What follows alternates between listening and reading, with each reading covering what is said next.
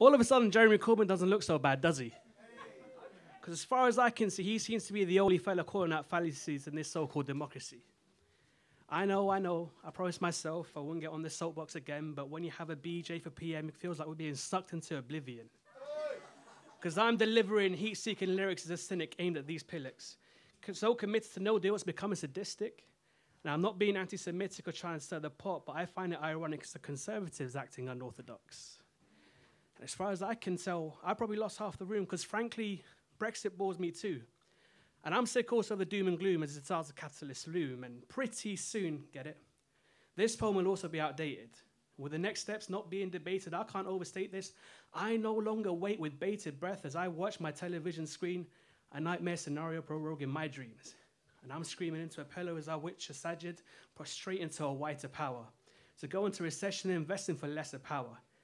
And they're empowered by xenophobes and explicit racists, backed by unionists on a need-to-hate basis. My mind's in a fog. Maybe I should snog it off, go the whole hog, toss it off, and have a love child and call it Jacob Rees-Mogg. And basically, I understand where Bear Cow doesn't want to sit, because he needs to be grizzly and have 4 stomachs to digest any of this. And hey, ultimately, what ends up is shit. But I'll end this part by quoting my favorite Bristolian. A general election? Oh no, not another run.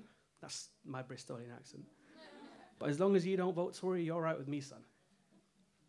And let's segue to Grenfell, where the Parliament's response was a sham, which people are re-shining their light on after Notre Dame. Because 1% of that 60 billion they're using for no deal will go to rebuilding a monument. But there's still victims from West London in a rehousing predicament? How? It's been over 2 years since we lost almost 80 lives because the council underspent to make a tower blend in with the skyline. The single most expensive tombstone in the Western world. Corporate interests without ethics make my toes curl. Because I sometimes wonder how many other Grenfells are being hidden. Because my cousin's block was evacuated after Camden Council found the exact same cladding in his tower. And let's bring it closer to home. Because one of my students' uncle died in Grenfell, and how am I supposed to let go? Because I was an asylum seeker. From the age of 3 to 13, we moved to 7 different houses and flats. Would you believe? And we persevered because compared to the goal 4, we finally achieved some peace. Because I see myself in the victims of the generation's greatest tragedy. Rest in power to those who no longer breathe. And love and patience to survivors of KNC's housing policy. And this final part goes out to people who I love and trust, but I'll just record my disgust over British Iraqis and our silence over Windrush.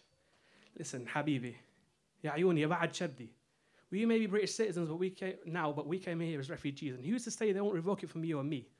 Because you see, after the Second World War, this country needed workers to build Britain better than what it used to be. And they raided the Commonwealth again and drained the assets. And I mean the dreamers and the brightest brains they possessed. The UK was blessed with the best. I cannot even stress how sad it is we are in this mess. Because after Windrush, who next? And don't feel protected because there's a few token ethnic Tories. Sajid Javid, Kwasi, Pretty, Raymond Chishi. Iraqis look up Nawal and Zahawi. And after Caribbeans, who will be kicked out in this anti-immigrant spree? Or I wonder, will we be forced to flee? Okay, I'm almost spent. But one more topic before I give this up that Lent. Does prevent ever prevent when prevent should prevent? Prevent, I hear you say. What the fuck is prevent? Well, in the event you want to work in education or become a civil servant, it's when the government expects you to look after the radicalization of infants. But hold on, how about Jihadi John and all the other cunts who went to the Levant? Because they knew most of them before they left. Where was all the wasted time and money spent? But prevent is a noble cause, I admit.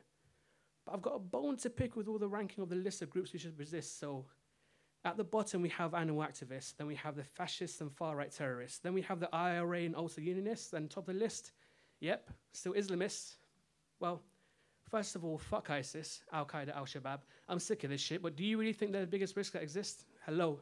Britain First, National Action, Tommy Robinson and UKIP. Are they real or did I just dream up all of these pricks? Because before both world wars, what was the utmost politics? That's right, the rise of the populist nationalist.